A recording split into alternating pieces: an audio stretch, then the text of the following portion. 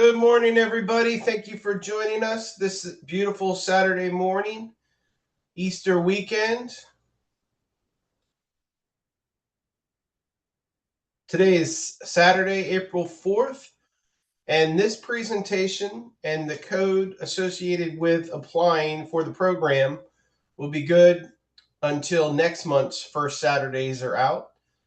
Just want to mention we did make some communication modifications based off of feedback. We were leaving up the previous meeting indefinitely, pretty much on our YouTube page and our channel. If you haven't subscribed, by the way, I encourage you to. But we found that's causing confusion. So what we're doing now is our presentations are broadcast live. You can watch on Zoom. That's the preferred method we encourage people to do, because you can type questions anonymously and whatnot. Whereas in Facebook, if you post questions, and if you're okay with it, it's fine. But that's the whole world can see that. So we encourage you to be aware of that and do not ask any extremely personal questions that are specific to your situation over Facebook. We do, as part of the process, when we get all your paperwork in, we do schedule one-on-one meetings with you guys to talk about your specific situations, to help you formulate a plan if you're not loan ready. Either way, we still meet with you. So just announcing that before we get going. I also want to just mention a few things. We are going to be building again soon. We actually have already started building, but it's at the contractor phase. But shortly, we will be able to have volunteers out again. If you have not already registered to volunteer, I encourage you to check out our Facebook page. Our actual website, www.crrhfh.org. Click on the volunteer tab. I encourage you to check out our Facebook page and register. Sorry, I've got a little feedback there on Facebook. My apologies. Volunteer Up has made some pretty significant updates. I'm very happy with the way it looks now. It's so much easier to use, so much easier for you to actually also see your hours that you have. They've made a lot of changes. In fact, on the build site later this year, we are going to be upgrading and have electronic sign in and sign outs at the job site. So you still have to register online, but when you check in and everything, you just do it right through a tablet on the job site. So that's something we're looking forward to, a new feature that we have. All right, so let's just go ahead and dive right on in, should we? All right, so this morning you are here for our USDA 523 Mutual Self-Help Program presentation. If you're looking for the Heroes program, that's coming up after this one. We encourage you to check it out. Now, if you are a hero that fits the income bracket, you would fit the income bracket for the Mutual Self-Help Program. And I always tell everybody, check this presentation out, because this program really, not only does it give you an affordable payment, but it really helps you supercharge your wealth based off the nature of it. So we'll get more into that as we go through the presentation, though. Again, this is the USDA 523 Mutual Self-Help Program presentation for Central Rappahannock River Habitat for Humanity. And my name is Jason. I am the president and CEO. All right, a few housekeeping notes. We are live on Facebook and Zoom. Facebook has a little bit of a lag, so if you ask a question there, I don't see it for maybe anywhere. I've noticed 30 seconds to like 2 minutes. It's crazy. I guess it depends on the internet and how much traffic and all of that stuff. So certainly post your questions in the Facebook chat underneath the video if you want. But what I do is I don't check those questions until the end of the presentation. If you're in Zoom, that's the platform I'm logged into. You can type the questions in the chat box. At the end of the presentation, if you prefer to ask questions, you can do that as well. Just remember, you are on Facebook. So if you don't want to show who you are, I would not turn your camera on. But if you feel comfortable, go for it. But just know that this is being broadcast on Facebook Live. And then after we're done, sometime today or Monday at the latest, depending on how long it takes for them to process everything, this is uploaded to our YouTube channel, which I encourage you to subscribe to if you already have not subscribed. We got a lot of cool stuff there. We're using a lot more of that platform. We still do post on Facebook. Obviously, it's our #1 platform. But when it comes to a lot of the job site stuff, you'll notice it's going to YouTube first. The reason being is Facebook no longer will store videos indefinitely. So Facebook videos only stay up for about 30 days, whereas when we upload them on the YouTube channel, they stay up indefinitely. So you'll see we have some really cool updates about our builds on the YouTube page. We've been posting weekly on that to show the progress of our home. So if you haven't subscribed, go ahead and subscribe. So grab your pen and paper, write your questions down. Again, type them in the question and the question box, either on Facebook or Zoom, either one. And if I happen to see it in Zoom, I will try to answer it live if possible. But it may be that is going to be answered in a bit. So if I don't answer it, just know it will be answered at some point. And then I do have a question and answer session at the end. So I found a lot of times that takes up almost as much time as the presentation. All right, again, write down the presentation code. In order to get a program application, you do need to give my staff a code. You will be working with Debbie primarily when you turn your application in. I help with a little of the overflow, but we got very designated roles at the office. Mac takes care of the build site. He'll have a new construction guy starting this year with him. Debbie holds the office down, and she works one-on-one with the clients to get you loan ready.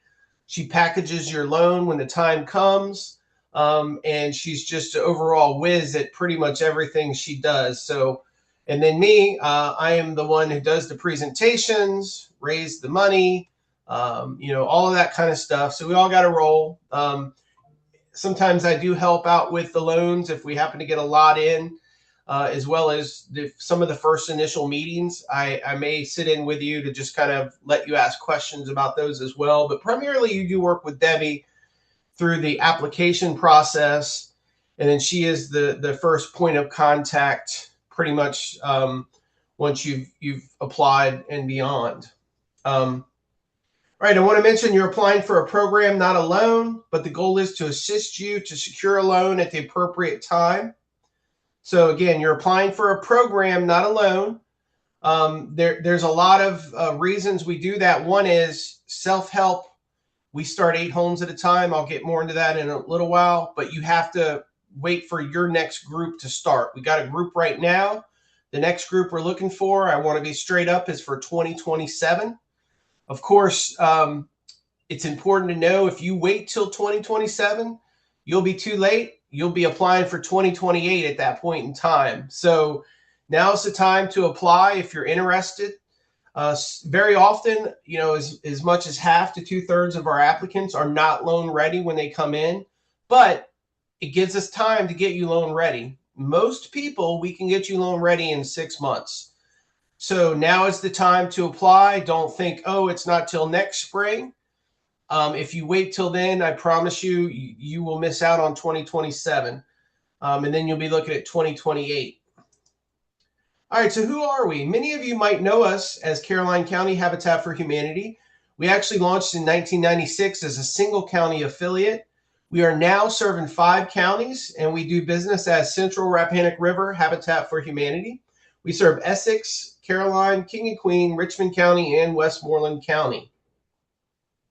We are looking to build in all 5 counties. So please, if you think you know anybody or you yourselves, help spread the word. We have some great opportunities.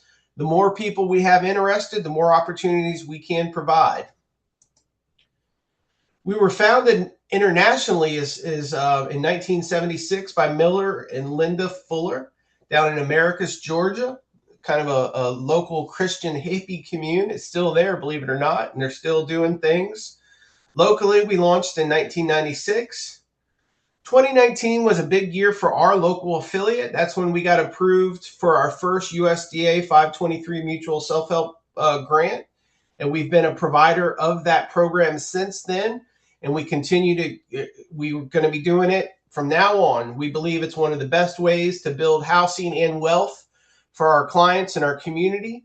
So it is our number one program. Every other program we have is a result of this program. Without this program, we would not even be in business. So we can't thank the USDA enough for this awesome program. If you happen to see any of our elected officials on either in the House or the Senate, please make sure that you thank them for their support of this program. This is a bipartisan supported program, not just locally, but across the nation. But it is important that they hear how important these programs are in order to make sure that they're funded each and every year. All right, in 2025, we did change our name. So if you were to look for our 990 and anything on GuideStar, you're still going to find us as Caroline County Habitat for Humanity. I just want to mention that. So if anybody is researching us, like donors or anybody, they often look at that. That's where you're going to find all of our audit reports, and everything is under our technical legal name. Eventually we will change it, but we have a lot of stuff tied to that name, a lot of contracts, a lot of various things. So it'll be some time before we change that name over and phase it out. But it is still, again, how you're going to find us on all of our state paperwork, our contractor's license, everything like that is still under that. But we are legally doing business as Central Rappahannock River Habitat for Humanity. All right, so a little bit about Habitat for Humanity. As you guys know, we are in virtually every state of the nation. We're in over 100 countries around the nation. I believe there are 68 affiliates just in Virginia alone. So almost every county is covered. Not all of them, but almost every county. One thing about us is we're all, even though we share that name, Habitat for Humanity, we're an affiliate of our national organization. So some things are the same everywhere, but some things are going to be slightly different. We're all responsible for our own fundraising, for running our own programs. The goal of those programs everywhere you go, though, is to provide affordable housing, primarily through new construction, but many habitats do rehab of old homes as well and bring them up to modern. Many also do home repairs as part of their services. I won't spend too much time there, but we want to be able to do home repairs, and it's in our 5-year strategic plan. So we're working on it, but we're very happy of being able to provide the ownership opportunities. The things that are the same, any habitat you go to, this is our DNA through and through. These are necessary in order to build affordable housing. Sweat equity. Sweat equity is where the home buyer works on their home. And also another big component of that sweat equity is the community. Volunteers come help you. So the volunteer labor between the homeowner and those in the community that are coming alongside you to help you, that essentially is your down payment. That gives you equity because we're not having to pay for a framer. We're not having to pay for the insulation or the siding work. So you're just paying for the materials, the sticks and the bricks. There are some trades we do pay. We want you to have warranties. I'll get more into that later. But I want to stress how important sweat equity is, not just yours as the participant in the program, but the community. The community comes out and puts in hundreds of hours alongside you to help you build your home, and that lowers the cost of the home. The goal is that you'll move in with at least 20% equity. However, most of our clients do move in with more, but I will mention that does vary widely based on our counties that we serve and where we're building. Caroline County, obviously 95 runs through that. That means lot and land prices are a lot more expensive, and it costs us a lot more to build there than it does, say, in Richmond County or Westmoreland County. So it's a challenge, but thankfully this program allows us to do it. The next thing you're going to find the same in all of our Habitat for Humanities are some type of affordable loan. We personally use the USDA 502 direct loan. I'll go into more on that later. but other habitats do not use that, especially if you're a rural, a urban or a suburban habitat that's not in a rural area. You can't even use this loan, but we do, and you'll see why when we get to that portion of the presentation. We also, as a big part of this, we try to align any grants and savings programs that are available either on a state or a federal level. One program that we try to put everybody in, and this is another reason we want you to apply now, is the state has a really good savings program. If you save $1,000, you get $10,000 for a down payment. You have to have that savings account for at least 6 months, though. So that's why it's important, if you want to be part of 2027, to apply and then to get in that savings program as quickly as you can. And then you just figure out, what do I got to do to get $1,000 in here by the time my loan needs to close so I can have that $10,000 down payment. Believe it or not, that $10,000 can be the difference for some people if we can help you or not. Prices are continuously going up, and we have to find ways to not only cut costs, but find other programs we can offer our clients that make it possible. So again, another reason to apply now is so that you can take advantage of some of these other programs. And the more programs we need to bring in for you and with you, honestly, it complicates it, but it just takes a little more time. So again, we're looking for 2027, but if you come in December of this year, I can promise you all of those slots are going to be full.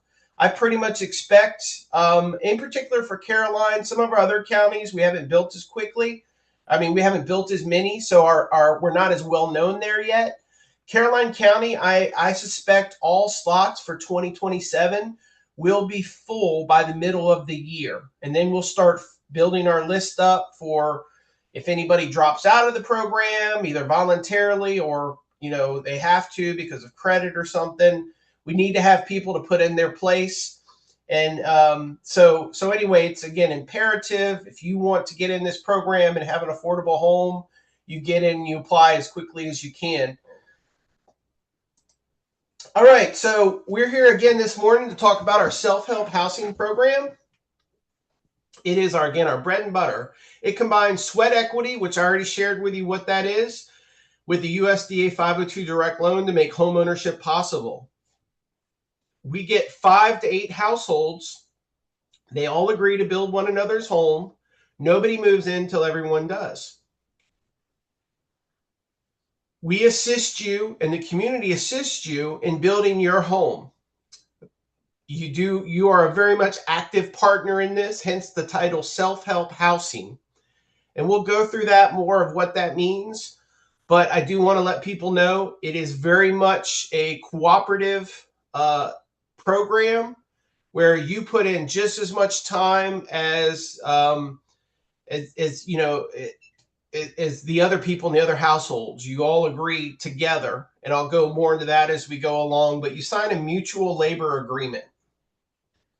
When we apply for the building permits, believe it or not, they're not in your name. They're not in our name. They're in your name.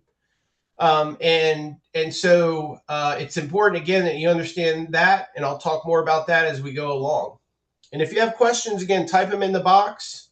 If you got questions on Facebook, again, type them in the chat, and I will answer them on Facebook at the end. But if you're on Zoom, and I see I got at least one person on Zoom, several people on Facebook, then, you can type those questions in there. All right, so more about sweat equity. And I start with sweat equity because, honestly, this is the #1 challenge that most of our clients have with our program. The loans we use are amazing. And if you work and you have stable income at the levels we need, we can usually get you enough of a loan to make it happen. But there's something we can't do for you. We cannot figure out the sweat equity part. So how it works is each household puts in 24 to 30 hours a week. That's in the mutual labor agreement that you sign with us and with your other participants. It's a co-op, if you would, of building. Now, it says 24 to 30. I will mention, though, that we are trying to reduce that. We're trying to get it no more than 24. As long as the community volunteers, that makes it easier for you. The more community members volunteer, the quicker it makes your build. So it's really important for you to, if you know churches or if your work or employers want to volunteer, even if they're not your build buddy, and I'll go into more into what that is in a moment, the more volunteers we have, the easier your job will be to build your house. And also, this program was set up in the late 60s and really got going in the 70s. They've built over 60,000 homes this way. But when the program was designed, the American household was a lot different. It was still primarily at that point, majority a two adult household, if you would. Times have changed. We have a lot more single family households and whatnot. And so we've had to make some changes to how it works, because this program is almost impossible for a single person to do without what's called a build buddy. Also, if you're disabled, we want you to be able to do this program, but you will need to have a build buddy. So what is a build buddy? A build buddy is an adult who's not in your household, but cares about you. Usually it's a family member or a friend, and they agree to help you get your hours. How it works is, if you're disabled, you can recruit up to 3 build buddies to get your hours. If you're a single person and you have no other adults in your house, you can recruit up to 2 people. And if you are a couple, married or non-married, it doesn't matter. I've actually had mothers and daughters do this program together so that they had an affordable house. But you can recruit up to 1 person. So if you see there, the idea is every household has 3 people helping build the home. So suddenly, if you're doing 24 or even 30 hours, divide that by 3, it becomes manageable. But it is very important for you to understand your build buddy is not receiving the benefit that you are as the purchaser of this home. They're just doing it out of the goodness of their heart. So these are people that you really need to look that are in your life, that are willing to help you for up to a year when the building starts to the time you move in your house. So what we tell people is, before you turn your application in, you don't have to have your build buddy all totally nailed down and them, but make a list of people in your life that might be somebody that would help you do this. And it can be a traditional thing. It could be your father, your brother, your sister, your cousin. Maybe you got adult children that are going to help. Maybe your cousin, maybe somebody you go to church with.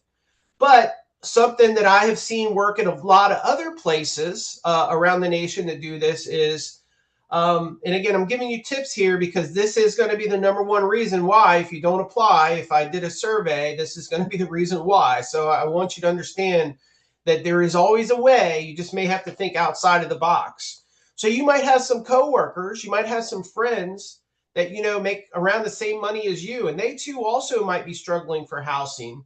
So one thing that you can do is you can say, hey, you help me this year, I'll help you next year. And it's a way to kind of, help one another achieve this ownership thing.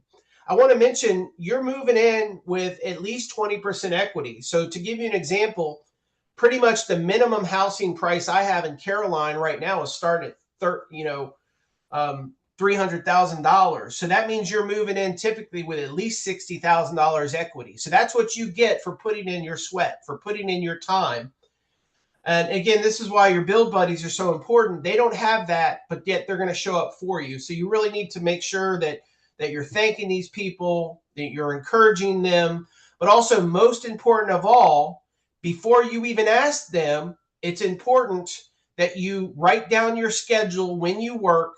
And then on paper, write, how can I get my hours? What hours can I get? Can I show up on a Saturday? Can I do a half a day on Thursday? Can I do a full day on Friday? And you look at the number of the hours you can get, and then you commit to getting those. And then you step outside to your build buddy and say, hey, I can get about 16 hours a week between work and taking care of the kids. Can you help me by doing 8 hours a week? Or if you have 2 build buddies, can you help me by doing 4 hours a week, each of you? And so if you think of it in terms like that, it's manageable. You can break it down. There's a saying, It's it's kind of gross, but they always say, how do you eat an elephant? One bite at a time. And that's what it is with the Build Buddy. But it's so vital that they see you're getting all the hours you can. I don't care how much they love you. If it ends up they're doing more hours than you, if you're not showing up, if you're doing this or that, your Build Buddy is not going to stick around and continue this build. And then you're going to be really having to get more hours yourself and try to find a Build Buddy. And also a note that's so important is we want the same Build Buddy throughout the build. I'll tell you why. This is the reason why.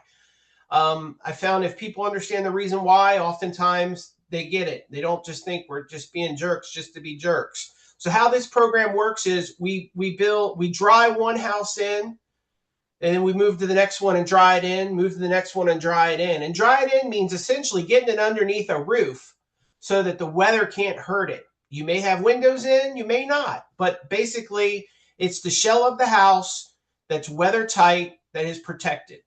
Now, the first one you'll notice goes pretty slow. It might take 2, even 3 weeks to get it under roof. But what you see is you're going to move to the next one, and it's a very similar house. It may be even the same floor model. So you're like, oh, I did this before. So the second one goes a little faster. By the time you're on the 5th to the 8th home, what took 3 weeks, we're doing in 4 days. Now, if we have to replace Build Buddies every week, every 2 weeks, they lose all of the skills that they've learned in the previous build. Plus, we give you training before this build even starts. About a month before, you get safety training, you get tool training. And now prior to that, you are getting financial education as well. I'll go into more on that later. So there is a lot of interaction you have with us the year before we start your build. In particular, as we're getting ready to start, it becomes more and more frequent. That's when it comes to the in-person stuff with the tools and the safety training. Prior to that, a lot of our presentations and meetings can be done over Zoom or Google Meets or something like that. But we do have an office in Caroline and Bowling Green as well that we do in-person meetings at. Also, we meet at libraries sometimes, like if we're doing work in Essex or Westmoreland, we would come there and meet rather than having everybody drive. You know, we'll come to you guys. But the point is you will meet at some point in time. But this Build Buddy is such a vital piece of the successful completion of this program. And they really need to feel like you're doing all you can. Again, I don't care how much they love you, unless it's your dad or your grandfather. They'll usually stick out through it, I've seen. But I have seen, unfortunately, typically we lose about a third of all the Build Buddies because it's a high pressure thing, right? We're trying to build 8 homes in a year with volunteers, with people. They all got to, balance their life and their responsibilities. Oh, sorry. All hours are logged and accounted for. We use an electronic system. So if you're not good with computers, I'll just let you know now, you're going to have to learn some basic computer skills. We communicate via email, so we have a written account of our communication. But you do have to log into our sign-up system called Volunteer Up. It's the same system our community volunteers use as well. But every hour is accounted for of anybody that works on our build sites. That's also how we can show if you're meeting your hours or not, is by you logging in and logging out at the job site. Online sign-up is required. You must sign up 1 month in advance. So if we are building in June, by June 1st, you have to sign up for the next 4 weeks if you're in our program. The reason being is we need to maximize all of the labor to ensure we can do this accordingly. Some jobs on a site may only take 3 people. Some may take 10 people. It really, it depends on what we're doing. For example, when we're framing a house, it takes more people, or you can use more people to frame than you can, say, put insulation in the crawl space, which is really 2 people. There's one person up there with one end of the hose blowing the spray, blowing the insulation in, and the other people loading the machine down at the bottom, right? You can do that with 2 people. You can do it with a little more than that. It makes it easier, just to carry and load the stuff. But again, the point is some projects need 3 people, some need 10. So looking at the schedule of who signed up for what is how we can make sure we align every day with the right tasks to get it done. Also, we want to maximize volunteers. And so we will basically, if we see we have 4 people on the, that are in the program coming, we might take a larger group, because if we're doing things right, you guys get training. But oftentimes when we have multiple groups going at once, you kind of almost become an extension of my site supervisor. You're going to get enough training that you're going to know all the things that, well, the main things that can go wrong. I'll give an example. When you're putting down siding, it's important that you don't just nail that nail all the way flush tight. Siding needs to be able to wiggle a little bit because of expansion due to the climate, due to the winds, things like that. So you get trained in all of the things that people mostly do wrong. And you may not be a pro, but you might be leading a group of 4 over at this house. There might be somebody else next door leading another group of 4 doing the same work. And our homes are all together. Thankfully, now they are, so we can have a lot more going on at once, which will make it quicker. But the point is, my site supervisor, he's got to float around and check on all the different people doing this. So if we're doing things right and the community is coming out, you kind of act as that little group leader. And this is important to note that volunteers, when they come out, they want to work. They don't want to just watch you work. So you are doing work, don't get me wrong, but a lot of it does become the supervisor. That's why it's so important that it's the same people, because you will get good at this. In fact, we've had a couple people go through this program and they end up learning, wow, I'm good at flooring. And now they're installing flooring. So there's been people, and I see this around the nation, that learn skills and they're doing construction now. And let me tell you guys, construction is a very high paying field. You can make a lot of money in it. So I've seen people that have used this to really get a lot higher paying jobs. But again, that monthly scheduling is so important. You have to do it. It's not an option. You have to go online and do it. If you are not a computer person, don't worry. We will help you learn the basics. We'll teach you the basics. If you don't even have a computer and all you got is a smartphone, everything can be primarily done there. But you can come in our office. We have a computer workstation that's open to our clients in the program.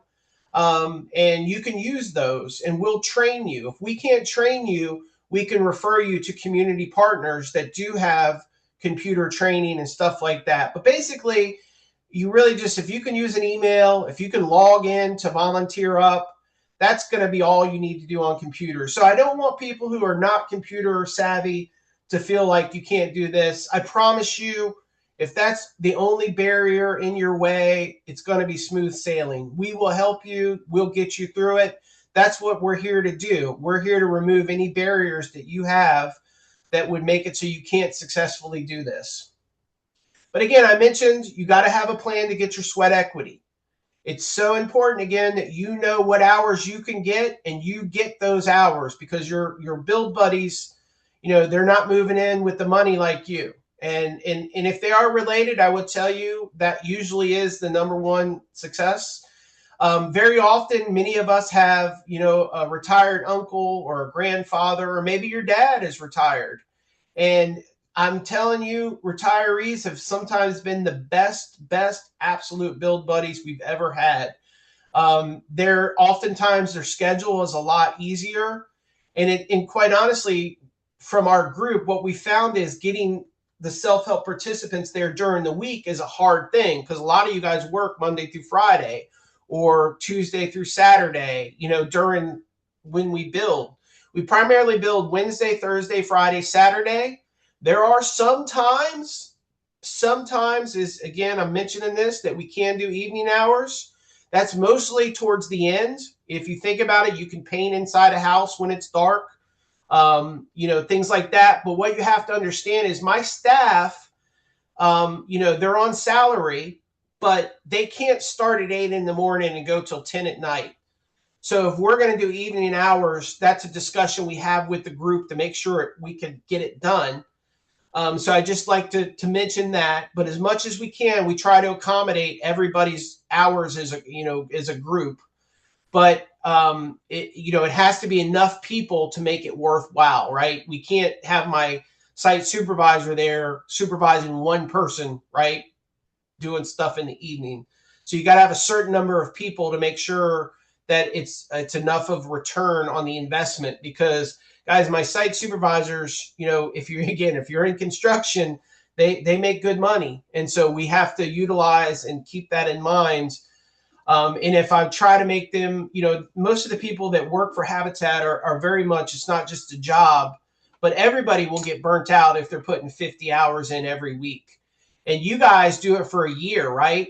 You're on the merry-go-round for a year. My staff, as soon as they finish yours, Lord willing, they're starting another group. So they can't get themselves burned out, because it would devastate our program. And I would not be able to hire people and keep people if I expected them to work from sun up to sundown multiple times. Again, but we are flexible, and we actually utilize a lot of volunteers who have skills that actually have stepped up and said, hey, I'll take a leader role. So we have some great people in the community that help you, and that actually know a lot of, maybe they're even retired construction people. And so we use those to help expand the ability of when we can work. All right, so a little bit more about the sweat equity. You act as your own contractor. So when we turn the building permits in, they're in your name. Now, we do hire certain contractors. Electrical, plumbing, and HVAC are the noted ones. The reason being is, if you read any of the agreements on those things, to have warranties from the equipment, it has to be installed by a licensed and insured person. We also oftentimes will hire somebody to do the roof. The reason being is, a lot of the shingle systems out there only give you 30-year warranties if you use a licensed roofer.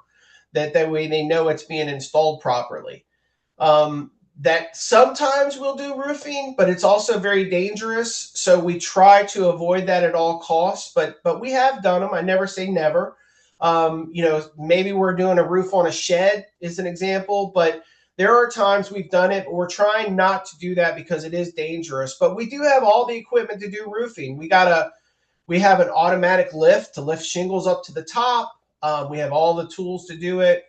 But again, we want you to have warranties, because, it's a warranty is a good thing, right? Also, we use contractors to do all the site work, the clearing, the digging, the foundation. And check out our YouTube page. You'll just see, recently I was filming Brandon Built Foundations. Just put in one of the foundations we're doing. So it's a pretty cool little video. So again, check that out. Again, I mentioned the cooperative labor agreement. You sign this with all of the participants. I also, even though it's not legally binding, I get your surrogates to sign something similar in a group. Everybody signs it together. The reason being, I want everybody to look each other in the eye and making that commitment. I'm helping you build your home. You're helping me build my home. And when you humanize it, when everybody's together, it one, gives us accountability, but two, there's that bonding, that brotherhood, that sistership, whatever you want to call it. What you'll find is you get to know these folks really well, and you're going to live next to them potentially for years and years and years. So we want you to get along. We want you to like each other. We don't want you to move in with your home not liking your neighbors. So it's important that you understand that you're going to be living next to the people helping build your homes. We're doing 9 of them in Ladysmith Village, and they're all going to be neighbors, right? So we want everybody to have a good experience. So when it's all said and done, you don't have any fear thy neighbor type episodes that are out there in this world. So we manage the books. We manage all the receipts, all of that stuff. We order all the materials. We call in the inspections when need be. Your labor and the volunteer labor is your down payment. Again, you sign the cooperative labor agreement. Your surrogates also sign one so that everybody understands. But again, your surrogates could quit anytime. They're not obligated to this home like you are as the buyer. But it's important that you understand you own this home while it's under construction, how your home is paid for. You own the lot at closing. You own that home under all phases of construction. So when that foundation hole is dug in, you own that hole.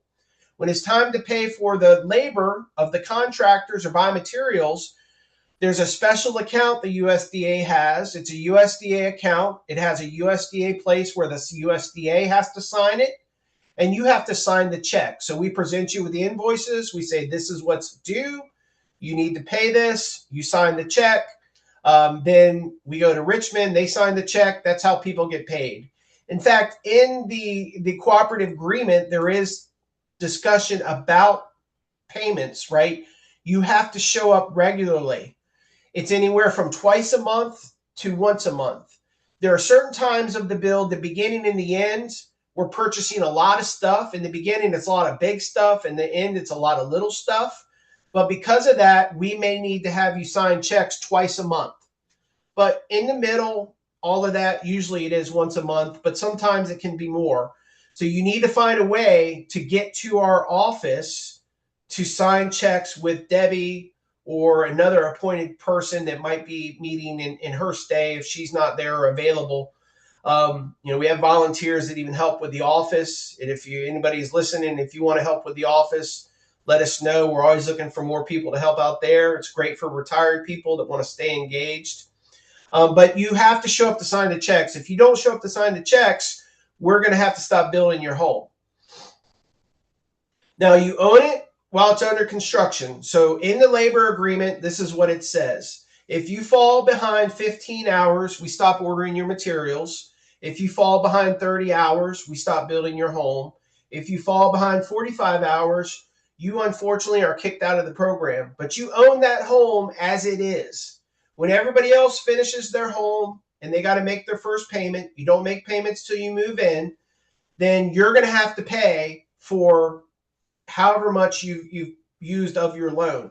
Most people that I know can't afford to pay rent and a mortgage in a home that they can't even live in. So it's very important that you understand that if you're kicked out of the program, it could have pretty severe financial consequences and certainly impact your credit. Now, we've never had to kick anybody out. I will tell you, every year, there's always one person we're dragging across the finish line. We're having to threaten them, and they're close to the hours, of having something happen. But there are things you can do, like you can bank hours. We want you to have vacations and time off as you need it. So there are times in the beginning, in particular, usually people aren't burnt out at that point. We encourage you to get and work and get extra hours. So if you want to take time off, you can say, hey, I have 16 hours banked. I'm taking this time off because it's my kid's birthday or I'm going on vacation or whatever. But just because life happens, guys, and parties are happening and family is happening, you have to still show up and build during those weeks. And if you don't, then again, if you fall behind those hours that I mentioned, it can really impact you. And if you are kicked out of the program, you're going to have to do a few things. This is what could happen. What ifs, right? You'd have to make your payment. If you don't, then normal foreclosing proceedings will happen. Even if you can't live in your home, you own the home under title, so it's got to go through normal foreclosures. Now, obviously, that's worst case scenario. What I've seen happen more often, and again, in our local affiliate, we've never had to worry about it, but is you sign the home back over in what's called deed in lieu of foreclosure, basically saying, look, I'm sorry, I can't do it. I thought I could make this work in my life. I can't. You sign the home back over. We put another person in. We get them a loan. Your loan is paid off. So no harm, no foul. You're going to have to pay some costs, unfortunately, appraisal fees, closing cost fees, those kinds of things. So it will cost you some money to get out of it. So make sure you're ready to be in it, be committed. But somebody else would move in. This is another reason why I say if you're listening now, even the people getting ready to build their home, if they somehow get or withdrawal or kicked out, I need to have people ready to go in and take their spot. So that's why I say if you think this is right for you, apply. And if somebody, God forbid something happens, you could potentially be moved up quicker if the situation worked out that way. We don't want it to. I've never kicked anybody out, and I don't want to start doing it. But this is why we really, really want people to understand what they're applying for. And this is why you have to have the code. Debbie will not send you the application unless you have the code. And I'm going to start giving that code right now. So I want everybody listening to grab your pen and paper. Okay, grab your pen and paper now and write this code down. The first 2 letters of the code is JT. JT. So that's my initials. As the one giving you the presentation, Jason Tickle. So that's the first one. I'll give you some more codes in just a little bit, but we want to make sure you're following along. All right, now there are some things that you will need to bring to the table. You've already, hypothetically, say we've got you your loan, we're getting ready to start building. It's time to put the rubber to the road. You're going to need to come with certain things, mostly safety equipment, hard hats, safety goggles, gloves, and a tool belt. Hard hats are pretty obvious, right? You're on a construction site, so we want you to have some protection on your head. Safety glasses, same thing. Gloves, same thing. They're like tennis shoes, guys. You don't have to buy the most expensive as long as it's adequate equipment. That's it. I have a 1999 tool belt that does just as good for me as somebody that paid $500. In fact, you don't need to have 1,000,000 slots on your tool belt. And I want to mention, some people say, why is tool belt underneath safety? The reason being is, guys, a construction site is a dangerous place, and you have to have your tools handy so you're reducing the risk of danger. If you're on a ladder, if you don't have your hammer, you've got to go up and down. That's more chances to fall. So you need to have the tools handy when you need them, and you can't always have your hands free. So you got to have a place to carry them while you're on the job site. I also recommend, if you're over 30, and believe it or not, guys, there's no real age limits to this. You need to be legal and, to sign a contract. But a lot of times young people in their early 20s don't think they can get in a Habitat program. That isn't the case. Any age can get in this. I actually encourage young people to get in and own a home as quickly as you can. It builds your wealth. I won't give a lecture on that now, but I just want young people to know this is for you too. Then there's some basic tools you're going to need. We provide all the big ones. You don't have to worry about that, but you will need to have a hammer, a tape measure, and a nail puller. And we give you a list of things, and Mac has done a really good job. He even identifies affordable options. So like you'll get a link of saying, hey, you can get this on Amazon or through Lowe's or whoever it is. And you may already have some of these tools and not even have to buy them anyway. All right, so a little bit about the homes. This is kind of more of the fun part. Our homes are not custom built, but they are, in my opinion, one of the most beautiful spec homes you will ever find. The reason being, guys, there's a thing called NIMBYism, not in my backyard. And that's where everybody knows we need affordable housing, but they don't want it next to them. We have to build a house that looks so good that there's no excuse for anybody to say, no, I don't want this Habitat home next to me. So we make sure our homes fit in the communities they look at. You'll see the picture here. This is right in downtown Bowling Green. Right across the street is homes that are on the National Historic Registry, but our home blends in very nice. If you drive through Bowling Green in particular, you notice those porch columns are on many homes throughout that town. So we look at what we're building and we make sure they fit there. We can make this model. It's called the Warren model. Excuse me, my allergies bother me a little bit today. Let me just take a sip of water here. But we can make this one house look vastly different by how we do the windows to the porch columns to even the roof line. If you see that little thing bumping out there on the roof, that's purely cosmetic. We can do a lot of stuff with the roof that really changes the way the house looks.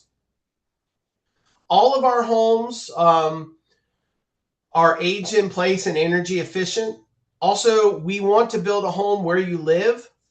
So I'm not saying that we won't take people out of town, but it needs to make sense, right? If you're halfway across the state and you're going to come here, it just wouldn't make sense. So locals get priority. We house them first, and then if there's slots left, that's when we can house people who are not locals. I've never had to turn anybody away. Mostly what we're seeing though is, a lot of times people in Caroline, they commute up to Fredericksburg or Richmond or Northern Virginia. So we understand that. And so we'll, inevitably we can usually find a way to house you. I've never had 8 locals that filled every single spot. Usually about 2 to 3 of them might be somebody who's working in Fredericksburg and kind of living in the peripheries of Carolina. And you might have even lived in Carolina at one point. Oftentimes we find people kind of bounce around to get cheaper rent. They might have lived in Caroline for a year, then went to Spotsy and then Fredericksburg and back to Caroline. But the point is, if you're living and working there first, and if I had 8 applicants and they all were there, they're going to be the first ones in that line for that group. So a little bit about the age in place. If you notice here in the picture, there's no steps to get in this home. But guess what? This is on a conditioned crawl space.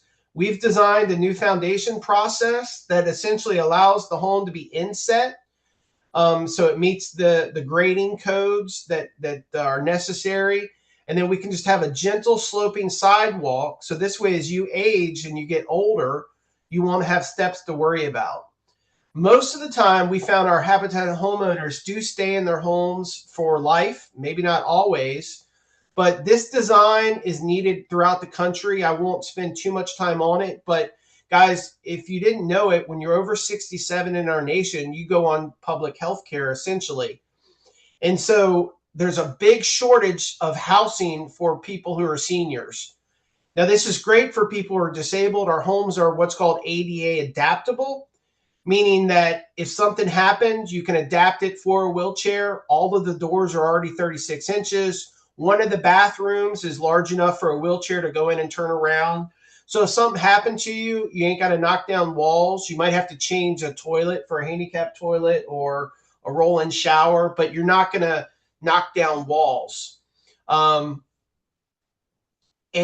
so the more homes we can get like this, the more it saves our nation. Because if you can't get in and out of your house, then Medicare, Medicaid, they're going to have to pay a transport company to get you in and out. So we're spending hundreds of millions of dollars every year through that. So a lot of the programs, the funding we get for these programs, they put the stipulation that you need to have an age-in-place house. And so we've taken that a step further. Mac is just a brilliant designer of homes, and not only they're age in place, but they are 0-step entry. So that's even above and beyond. That's really what makes it so that if something happens, you don't have to put a ramp on your house. And you'll find it's really convenient too, right? When you're going in and out with groceries, you're going to love it. Age in place houses always have a front porch that's covered. Why? Because when you get older, it takes you a little longer to get in and out of your house. Now, we're going to give you as many options as we can, but guys, we have a budget that we have to follow to make sure your home can be built. You're going to get to pick out mostly cosmetic things, but sometimes we get free product, and they may not give you as many choices with the free product. For example, Whirlpool donates the appliances. Usually you can get the white, the black, or stainless steel. If you want some exotic color, it's not going to be an option, Also, we build in quite often places with HOAs. They have restrictions on the colors that can be used quite often. So that's another thing that you got to keep into account. You do get to pick out your cabinets. We have an amazing partnership with Kitchen Crafters. Oh gosh, Kitchen Crafters, they're probably the best cabinets you're going to find in the region. These are cabinets you're going to find in $1 million homes. They're solid wood. They're the slow close drawers so that you touch it, it goes in slow. Just really solid, just amazing. And Wendy and her team, they sell them to us at cost. And it allows you to get a product that no other Habitat in the state is using cabinets like ours. But because of that, we're going to give you, like, maybe you got 4 color choices. Maybe you have 5 different choices for the knobs that would be on it. So you'll get as many choices as the budget allows. Again, they're mostly cosmetic. We're not moving walls. We're not moving windows. We're not doing any of that stuff. We can't in order to, we just can't in order to make these budgets work. All right, so now moving along, and if anybody has questions about the houses, please drop them in the comment section. Moving along, the loan is the next part we're going to talk about. We use the 502 direct loan. It has very favorable terms. You're going to start at least at 33 years. I want to mention that you might go online and you'll see it says 38 years. And sometimes we can get you that, but they have really started cutting back on that because I'm not going to get into political conversations here, but the new administration has made some changes to the program. So they've told us to try to really get the 33 years primarily. Now, that doesn't mean we can't get you 38, but I can't have 8 homes that are all 38-year mortgages. We're not going to be able to get all of that approved. So, I won't go into that anymore. But if you want to have conversations more about that one-on-one, I'll be happy to. One thing that's really cool about this is you can get a possible interest subsidy if need be. The goal of this program is to make sure your payment is no more than 30% of your adjusted household income. So how they do that is by extending it. Normal loan is 30 years. You get 3 extra years here, maybe up to 38 under certain rare circumstances. But how they do that then is they give you an interest subsidy, and you do have to verify that you qualify for the subsidy as you even own the home. Every 2 years, you have to sign paperwork saying, yes, what I'm reporting on my taxes is how much I'm actually making. And if you have a cash job that you're not reporting, if you find out, you really could be asked to pay back all of that interest. And they could say you have 30 days to pay it back. So it's very important you don't lie about this. But there are some folks who are getting $200 subsidies to as much as $500 subsidies. But again, it's a subsidy. And if you're trying to con anybody, they're going to know and they will find you. So what we tell you to do also too, and this isn't even a con, but as your income goes up, anytime if you go up more than 10% of what you're doing, we recommend you call the USDA Servicing Center and say, hey, I got a raise. So that way they can adjust your payment accordingly. Guys, this is also a distinction I want to make one of the reasons I really love this program, and I can't say enough about how they've designed it. A lot of government programs, if you're in it and you leave it, it's really hard to get back in it. This program is about you growing and about your community growing. So if say you're in it and you're getting a $400 a month subsidy, but suddenly you just got an offer to get a new job or a promotion that's going to double your income, right? And you might be nervous. Oh my gosh, I'm going to lose my $400 a month subsidy. If you think about that, that's $4,800 a year. That's a scary prospect for some people to think you could lose that. The good thing about this program is if you did take that new job and 6 months later that job is just not for you, if you went back down, your income dropped again, you can call the USDA and they can reinstate your subsidy. So again, it's about you growing your family and growing your wealth and giving you an opportunity.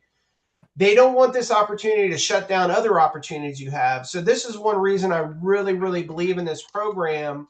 I've been doing this for 15 years now, and I can tell you this program is about you being able to better yourself and in the future of your children as well.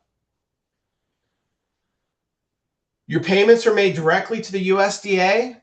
You can mail them in. They just recently launched a new way to pay online. You can also pay over the telephone as well. But they did just create a new online system that I'm hearing is pretty easy to use.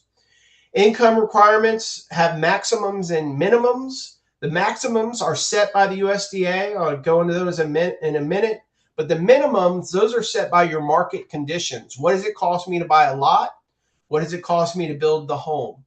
That's how the minimum is required because we know what kind of loans we can get you. The limits do vary by county. Today's interest rate is 5%. But if you are, if you're needing a subsidy, that could essentially lower your rate down to as low as 1%. And so that potentially could be $400 or $500 a month in subsidy that you get. But you do got to verify, and you got to sign paperwork. Annually, you have to basically sign something. Every 2 years, you actually got to send in, like an actual letter, I believe. But they also have access to your tax returns, so they'll know there. Loan requirements. All right, so in order for us to get you a loan, there are a few things that are flexible and a few things that are not flexible. The biggest thing is you need 2 years of stable, dependable income with supporting tax returns and W-2s. So if you're a small business and you don't file taxes, guess what? You've done shot yourself in the foot. Go get with a tax person immediately and get caught up on all the taxes you have over the years, and then you can buy a home. Oftentimes people say, I'm not going to do taxes, but if you do that, it will limit your ability to grow financially. The next one is debt to income ratio. And I guess I should pause for 1 second. The 2-year stable, dependable income. One thing that I like about this is if you change your job, if it's just a lateral move, let's say, for example, you're working at Walmart and then you're going to go to Target because they're going to pay you $2 more an hour. That's not a big deal. As long as you don't have any gaps in your 2-year employment, they understand you might move one job to the other. As long as it's the same type of work, even, it's okay. Now, if you're a receptionist and all of a sudden you're going to go be a scuba diver, that's a totally different ballpark. That would not necessarily be considered stable because you may not be a successful scuba diver.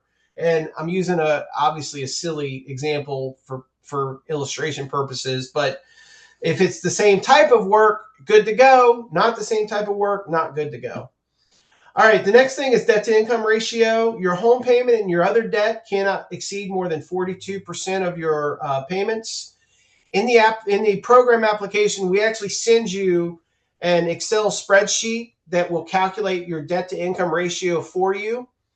And oftentimes that's one of the things that we need to coach you on if you're not already load ready, is maybe paying down some debt. And we'll help identify which debt would be primarily the best way to pay it off. Some payments are fixed. Even if you're paying more, other payments decrease as you pay it off. So we'll look at your whole financial picture and give you the best advice to get it paid off. No recent bankruptcies within the last 3 years. And you have to have a credit history that shows you'll repay the loan. It can be traditional, alternative credit. I'll mention that if your score is above 640, it does make it easier. It's less paperwork and verification we have to do. But if you're below 640, if we look at your credit, we can make a case for you. We're your advocate. I'll give you an example. Let's say that your credit's pretty good, and all of a sudden in the summer of 2023, things went haywire. Well, we might ask you why. Well, come to find out, grandma was sick. You had to go to North Carolina. You missed a bunch of work. And had to, fell behind in your bills. You're all caught up now. That makes sense, right? We can explain that away.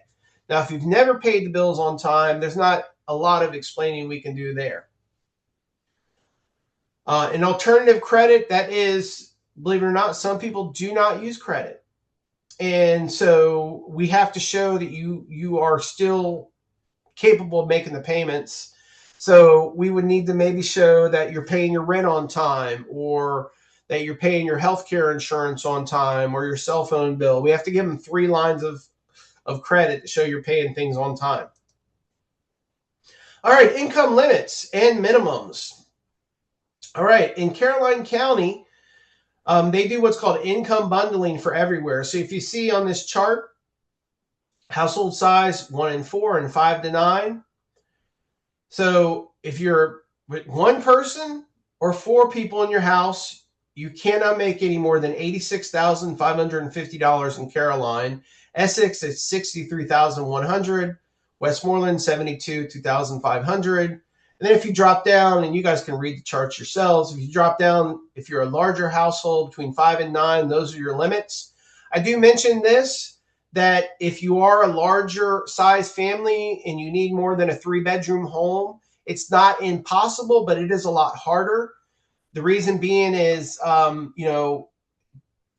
land that you can put a septic system that will handle 9 people is usually pretty expensive land. If it happens to be a place that we have public utilities and you don't have to have a septic system, that makes it a lot easier. But most of our service area does not have public utilities. The homes we're building now do, but like if just until recently, most of them homes we've built have well and septic. So we have to find property that will fit the size of your home and your family. And then the minimums, again, those are based on market conditions. Caroline County is the most expensive. You have to make $48,000 a year in order for us to get you enough of a loan. And then the other counties are all at $42,000 in order for us to get you enough of a loan. All right, so credit report. Credit report fees continue to go up. Depending on your circumstances, we may need to pull your credit 3 to 4 times. If you're not loan ready, then we'll need to monitor your credit with you as we coach you to make sure you are loan ready when the time comes. So what we do to keep the cost down for you, unless you want to pay extra money all the time, the first initial application, you turn in your free credit report. You can get it from annualcreditreport.com. Now, it doesn't give us your credit score, but it does give my staff enough information to figure out your debt to income ratio, to look at your credit history, and then later we will pull your credit. We always pull your credit before we turn your loan in. The reason being is we want to make sure you get approved. So we look at everything about the loan package before we turn it in, including your credit score. You can actually pull your annual credit report weekly now free. So if you don't already have a service, I have a service through my bank that monitors my credit. You should sign up anyway. It's just a good practice.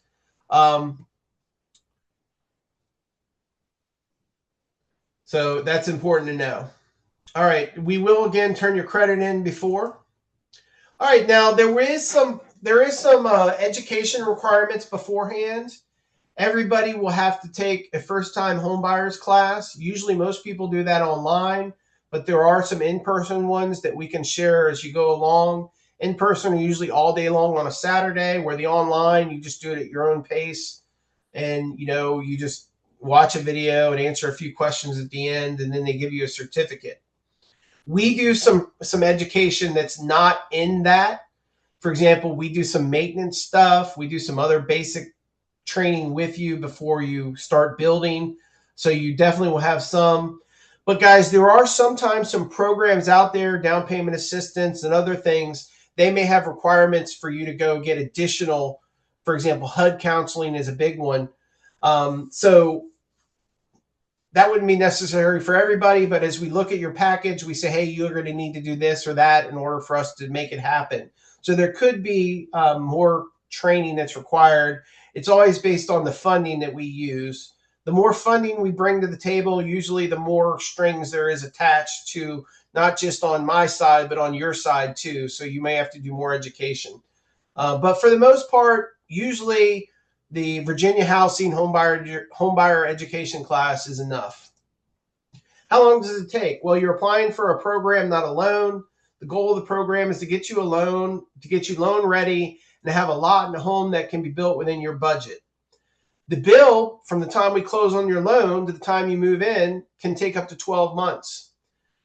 Before that, depending on where you are and when you apply, you can be in pre-purchase in the program for 12 to 24 months. If you turn an application in today, even if you're loan ready, unless somebody dropped out of the program currently, we would start your home next spring, right? So you got at least 11, 10 months. But if you're not loan ready, our goal is to get you loan ready, and we'll work with you. We say 24 months, but if it takes you 3, as long as you're working the program and doing what you need to do, then we'll work with you. But ideally, I don't want anybody have to wait pre-construction more than 2 years. Because again, when you start building your home, you got another year. So if you were in the program for 2 years and you got another year to go, that's 3 years. That's a long time. Ideally, I'd like, nobody to have to wait more than 12 months, but it's not always up to me.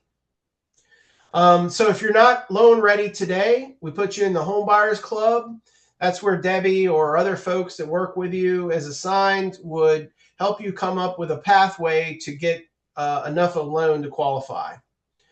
Yeah, like I'll give you an example. You might need to pay down debt, and you might have the best intentions and say, you know what, I'm never going to go to Starbucks again until I get my debt down. I'm not going to eat. I'm going to pack my lunch every day. Sounds good, but that's just not sustainable. So we're there to kind of act as your sustainability partner and say, hey, well, that's okay, but you know what? Maybe if you allow yourself to eat out twice a month, that might be a little better than saying never, because we all need to have a little bit of, of entertainment and stuff. Or you might say, I'm going to cut down Starbucks from 10 times a month to 2 times a month. So we'll try to make you kind of, we'll be like the Jiminy Cricket would, over your shoulder saying, well, have you thought about this? All right, application fees. This is why we want you to turn in your first application with your credit report. It costs us $60 to pull one person's credit. They give us a $5 break if there's 2 people applying, but it's still expensive. And then when the time comes to actually submit your loan to the USDA, there is a $32 fee that you pay to the USDA, but that is not now. So you're going to, when you get our application paperwork, the only thing you pay if you're a single person applying is $60. If there's 2 of you applying, it's $115. Now, this can be subject to change. These credit report companies could send me an email as soon as I hang up this, and they might say, oh, we just bumped up the credit reporting fees. And to give you an example, when we started this program in 2019, I could pull your credit for $12. Now it's $60. So that's a lot over 6 years. If we have to keep pulling your credit, we can't absorb those costs. So you may be asked to pay for additional credit report fees. In particular, if you don't like to pull your own credit, which you can do for free, if you want us to do it, we're going to have to charge you a fee. And I want to avoid as many fees as we can. All right, so at this point, I'll open it up to questions. We'll start with Zoom. Anybody in Zoom have any questions? You can type them in the box, or you can go off mute and you can ask them. Either way, you're able to do that. And then I'll jump over to, actually, let me give you the rest of the code real quick. All right, the rest of the code is, and get your pen and paper ready. If you join this presentation later, you're going to have to go back to the beginning and listen to this code. Is already 2 characters have already been given you one. So 4426, that's the remainder of the code, 4426. There's 2 other letters that were given towards the beginning, but we want to make sure you've heard it all. All right, so I see that, and I'm going to type this in the Zoom box. I can't type it in Facebook because then people may not listen. But for my Zoom participants, I'm going to put it in the chat box here for you. All right, and I see we do have a question. Let's see here. All right, Mr. Chris, what is your question? Again, you can go off mute. If you don't know how to go off mute, I can take you off, or you can type it in the box. Oh, I was saying I don't have any questions. Oh, okay. I'm sorry. Gotcha. All right. Okay, now let me go to my Facebook audience. Let's see here. I can take you off, or you can type. Let's see. Nobody on Facebook has any questions, it looks like. Going once. Anybody got any questions? Going twice. All right. So how this works, Facebook, when I hang up, it will automatically post it up there for 30 days. Meanwhile, it's being recorded on Zoom. It processes it. It sends me an email. I'll get it uploaded as quickly as I can. But check out our YouTube channel, for a lot of cool information. Thank you guys all for your time. I appreciate it. If you do have any questions at all, and to get an application, this is how you do it. You give our office a call, or you email us. Our office phone number is 804-633-1000. Preferred way, honestly, though, is email. we're a small office, and oftentimes, we might have different hours, or we're out during the day at a job site. We try to keep the office open for walk-ins and phone calls Tuesday, Wednesday, Thursday, kind of 8 to 3. But even then, if we're counseling somebody, they're in there already, we're in a meeting, we're not going to stop that meeting to go help you. We only have one family services person. So if they're busy, they may not be able to just stop what they're doing. But Tuesday, Wednesday, Thursday, we try to have walk-in hours. I'm even there on those days. So you may be talking to me if you walk in and want to talk about it, which certainly by any means. Also on our YouTube page, we have a tour of the 3-bedroom home that I showed pictured there. So if you want to know what our homes look like, you can check it out there. But yeah, check out our website for more information. To get your application, call the office. We have, if nobody answers, leave a message. You can request the application on the message machine even. Just make sure that you speak slow enough for us to write it down. But preferably email info@crrhfh.org to get your application.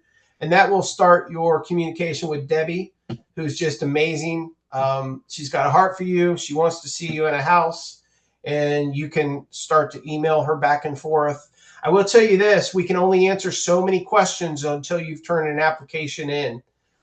So a lot of the times they're going to say, this might be typical, but unless we actually see your circumstances, look at your credit, it's a very individualized thing. So thank you guys all. Appreciate it. This should be up on Facebook in a few moments, and then I'll get it uploaded to our YouTube page as well.